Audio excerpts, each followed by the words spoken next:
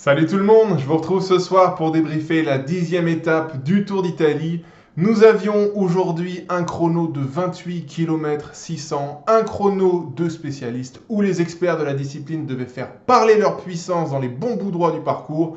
Pour jouer la victoire d'étape, on pensait particulièrement à Joshua Tarling, favori du jour après sa victoire sur le chrono de la deuxième étape, ou encore Matthias Vacek, très en forme au Wout van Aert, brillant vainqueur dimanche. Côté général, on se tournait inévitablement vers Juan Ayuso et Primoz Roglic, même si on le verra, ces deux coureurs n'abordaient pas l'épreuve du jour dans les meilleures conditions. A l'inverse, quelques coureurs avaient beaucoup à perdre. Je pense évidemment aux grimpeurs et plus particulièrement à Giulio Ciccone et Richard Carapaz, peu à l'aise sur ce genre d'effort. Et enfin, l'interrogation du jour, c'était bien sûr Isaac Del Toro, le maillot rose. Comment allait-il se comporter pour sa première défense de lead en sachant que le Mexicain n'est pas le plus à l'aise dans cette discipline? Bien, côté départ, on avait un premier bloc intéressant autour de 14h30 où on retrouvait alors sur la route Joshua Tarling, Wout van Aert ou encore Jevine.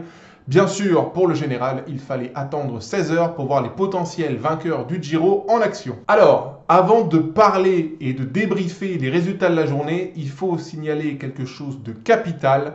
Les coureurs n'ont pas eu les mêmes conditions de course au terme de ce chrono, puisqu'aux alentours de 16 heures, la pluie s'est invitée sur le parcours et a pourri les performances des derniers coureurs qui se sont élancés. En conséquence, et pour faire simple, les 15 premiers du général ont eu des temps très moyens à l'arrivée. L'étape s'est donc jouée dans les premières heures de lancement et la lutte au maillot rose s'est faite loin de la victoire d'étape et sur route détrempée dans les secteurs 1 et 3. La partie intermédiaire a elle été épargnée par la flotte. Et finalement, au terme de ce chrono, après un joli duel à distance entre Dan Hull qui s'est élancé vers 14h et Joshua Tarling qui est lui parti vers 14h30, eh bien c'est le néerlandais de la Lidl qui s'est imposé sur cette 10e étape chronométrée. Dan Hull, première victoire en grand tour, deuxième victoire en carrière après celle acquise sur les championnats des Pays-Bas du chrono l'an passé. Cette victoire vient récompenser un sacré équipier qui fait une super saison 2025 dans la continuité de ses bonnes Flandriennes aux côtés de Mats Pedersen, sixième aussi du chrono de la deuxième étape du Giro. Donc la performance du néerlandais ne sort absolument pas de nulle part. C'est la totale pour Lidl sur ce Giro après les 3 victoires de Pedersen. Manque encore une win pour Giulio Ciccone et une win pour Matthias Vacek. Et c'est bon, on remballe. Sur le parcours, Dan Hull aura fait la différence sur le deuxième secteur. Là où il y avait la petite bosse, c'est là qu'il aura fait la différence sur Joshua Tarling et sur tout le monde au global. Parce que je crois que personne ne fait mieux que lui sur le S2 et de très loin. Chapeau. Victoire au forceps méritée. Joshua Tarling est deuxième et aura confirmé aujourd'hui sa victoire sur la deuxième étape. Il a simplement été battu par plus fort que lui aujourd'hui, échouant à 7 petites secondes de Dan Hull. On peut quand même noter que le Britannique aura été gêné pendant le parcours par Mikel Honoré de la IF, je crois me souvenir. De là à remettre en question les 7 petites secondes des débours à l'arrivée, je pense pas. Mais ça aura quand même compté. Dans l'ensemble, ça reste une très bonne perf de Joshua qui confirme tout le bien qu'on sait de lui dans cette discipline. Aux 3e et 4e places, on retrouve les deux coureurs Soudal, Ethan Hayter et Mattia Cattaneo. Je rappelle que leur leader, Mikel Landa, n'a pas terminé la première étape, victime d'une très mauvaise chute.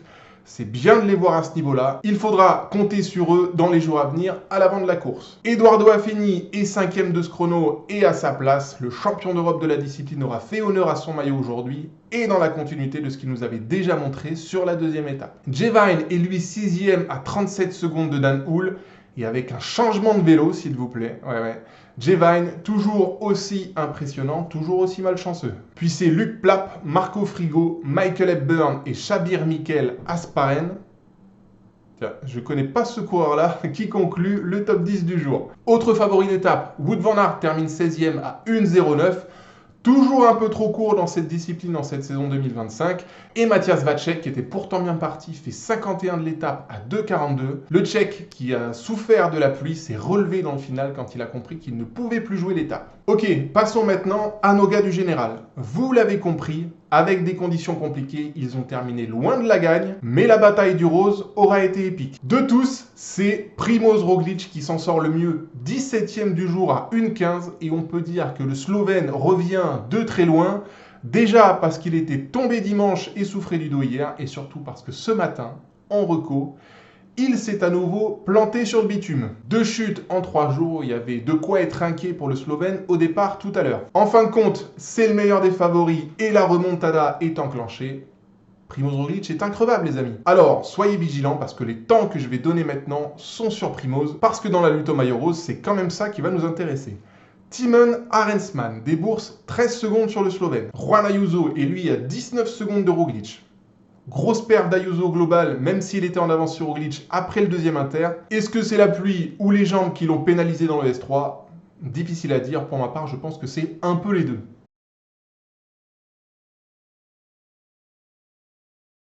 Simon Yates perd lui 28 secondes et c'est correct. Antonio Tiberi, 38 secondes, correct aussi. Isaac Del Toro, le maillot rose, débourse 1,07 sur Roglič et 48 secondes sur Ayuso. C'est pas terrible pour le Mexicain, mais c'était attendu. Il y a de sacrés progrès à faire dans la discipline. À titre d'exemple, le voir relancer en danseuse sur les portions rectilignes, c'est horrible. Il a tout à apprendre et ça va venir. Pour les grimpeurs prétendants du maillot rose, la journée a été comme prévu, galère. Michael Storer, c'est 1,18 de débours. Ciccone, c'est 1,33. Carapaz, 1,37. Et Egan Bernal, c'est 1,43. Et en plus, je crois que le Colombien est tombé en début de parcours. Ça, c'est dur, compte tenu de son excellente première semaine. Au classement général, ça nous donne donc Isaac Del Toro toujours en rose, mais le Mexicain voit désormais son coéquipier dans le rétro et en très gros. Plus que 25 secondes de débours pour l'Espagnol. Le podium ne bouge pas parce que Tiberi conserve sa 3e place au détriment de Simon Yates qui s'est quand même rapproché à 2 petites secondes de l'Italien. Primož Roglič réintègre le top 5 et à 1,18 de Del Toro. Roglič qui a 53 secondes de débours désormais sur Ayuso. Suivent McNulty et Adam Yates. 4 UAE dans les 7. Ciccone et Carapaz reculent au 8e et 9e rang à désormais plus de 2 minutes d'Isaac Del Toro. Et c'est Timon Arensman qui boucle le top 10. Timon Arensman qui est sur les mêmes bases que son Giro 2024. La remontada se fait jour après jour. Bernal avec son mauvais chrono du jour est désormais 11e du général à 2,33. Derek G est 12e à 2,37. Je viens de réaliser, j'ai oublié Derek G dans la partie d'avant. Mais en fait, c'est lui qui réalise le meilleur chrono des favoris. Il est 15 secondes plus rapide que Primož Roglič. My bad pour le Canadien, sa perte du jour est excellente. Et enfin, Michael Storer est désormais 14e du général à 3,14. Vivement la haute montagne pour l'Australien. Bien, demain, 11e étape de 185 km. 3 belles ascensions sur le parcours. Une étape idéale pour les baroudeurs grimpeurs. Donc une échappée victorieuse est attendue demain à Castelnuovo dei Monti. Maintenant, attention, la grosse bosse au milieu du profil, c'est Alpe San Pellegrino. 14 km à presque 9% de moyenne, c'est une des ascensions les plus dures de ce 108e Tour d'Italie. Et même si le sommet est à 92 km de l'arrivée, il ne faudra surtout pas caler pour quelque leader que ce soit. Est-ce qu'il y a de quoi pour autant engager de grandes manœuvres de la part d'un Roglič, d'un Carapaz ou d'un Storer ?